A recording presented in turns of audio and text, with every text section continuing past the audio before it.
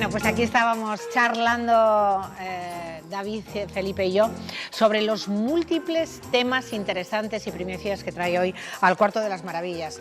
Arranquemos por los agujeros negros y por una universidad que lo refrenda. Claro. La Universidad de Florida ha dictaminado, ha dicho que los agujeros negros, yo no me invento nada, señoras y señores, tienen abuelos, como lo oye. Es un informe que ha hecho la Universidad de Florida que dice, y tiene su razón de ser, que los agujeros negros provienen de generaciones anteriores, bueno, igual que los seres humanos, y que nacen de repetidas fusiones y que son generaciones, que tienen una situación generacional.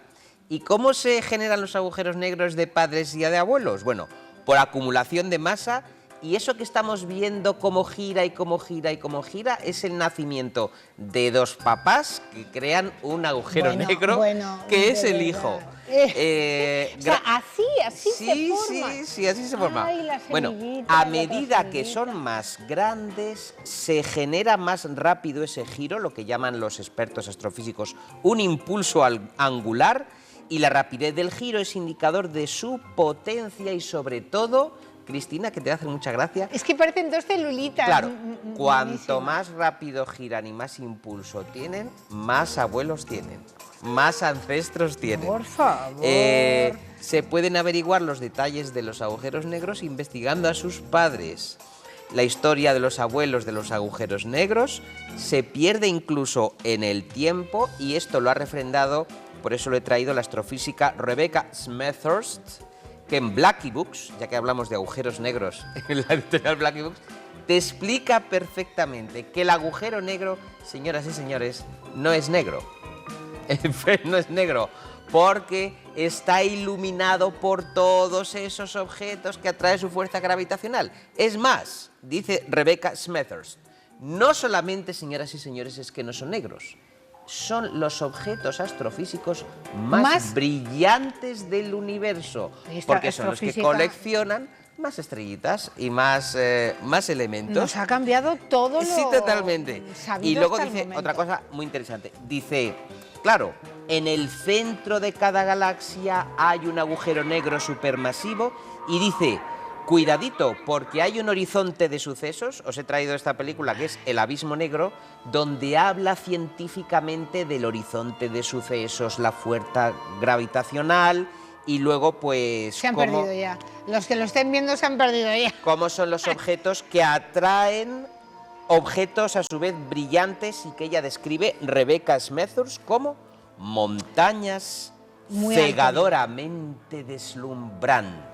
Bueno, de negro, nada. Nada. De negro, nada. Está muy alto el nivel de esta astrofísica, pero bueno, desde aquí les contamos que tienen abuelos los agujeros negros y que no son negros. Ojo, cuidado porque dice que en el epicentro de cada galaxia hay un agujero negro generando energía, generando atracción y explicando el origen del universo.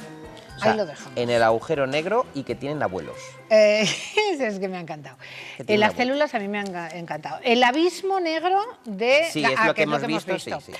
La primera globalización se formó hace más de 2000 años. Exactamente. En China, India y el mundo grecorromano. Esto lo ha revolucionado muchísimo.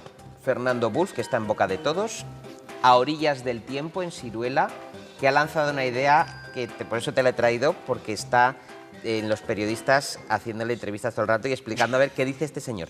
Bueno, este señor que trabaja es catedrático de Historia Antigua en la Universidad de Málaga, en este libro revolucionario, dice que precisamente las tres miradas, las tres culturas de hace 2000 años, China, India y el mundo grecorromano, resulta que se abrazaron, que tenían contactos muy fuertes y que hemos estado ignorando esos contactos. O sea, había sinergias entre ellos. Pero muy potentes. Fíjate. Pero sinergias, Cris, de ideas muy revolucionarias.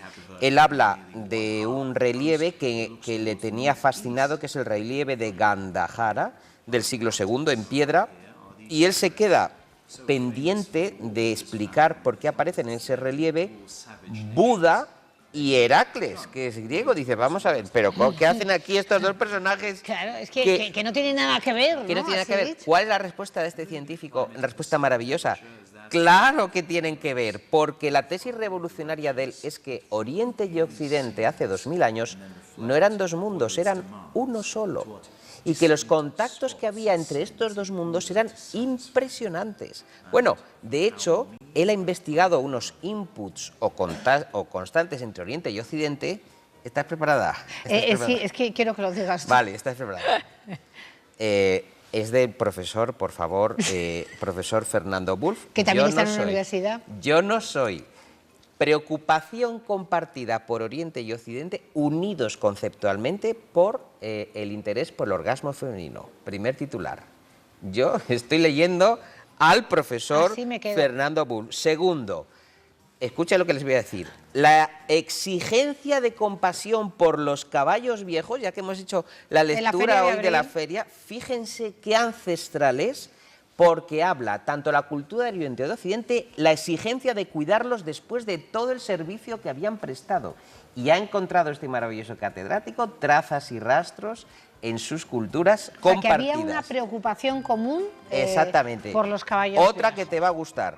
Había reyes indios en el siglo II que emitían monedas en griego, la acuñación de monedas en la India.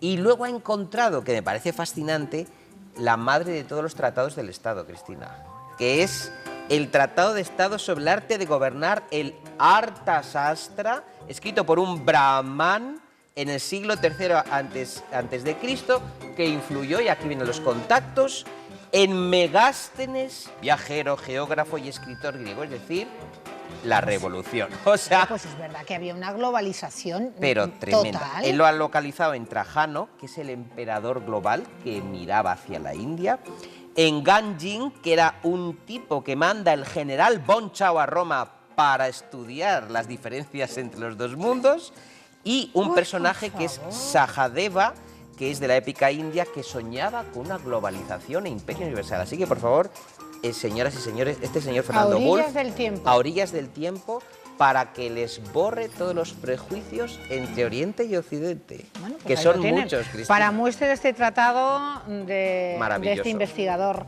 Fernando Wulff. Exactamente. Maravilloso, sí, sorprendente. No, y que- Lo y del que orgasmo está- femenino ni te cuento, David. Asombroso descubrimiento del Evangelio Bueno, está. de San Mateo.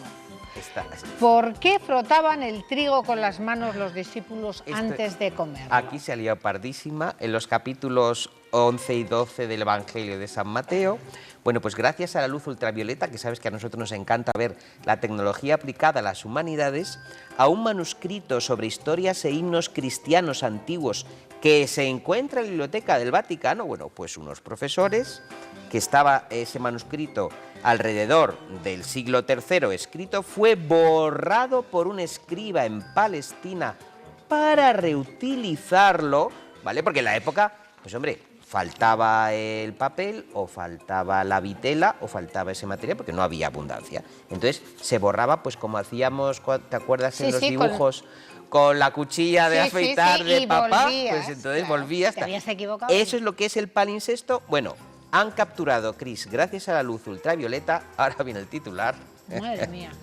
una variante interesantísima en siriaco que se aparta y que hace alguna variación sobre los textos evangélicos. Fíjate, versión original griega de Mateo, capítulo 12, versículo 1. Esta es la que ustedes conocen. En aquel tiempo Jesús iba por los sembrados en sábado y sus discípulos tuvieron hambre y comenzaron a arrancar espigas y a comer. ¿Hasta ahí? Vale. Bien. Atención lo de el equipo El que que ha venía descubierto, debajo. el que venía debajo. El escrito que estaba debajo. Comenzaron a arrancar espigas, a frotarlas con las manos y a comerlas.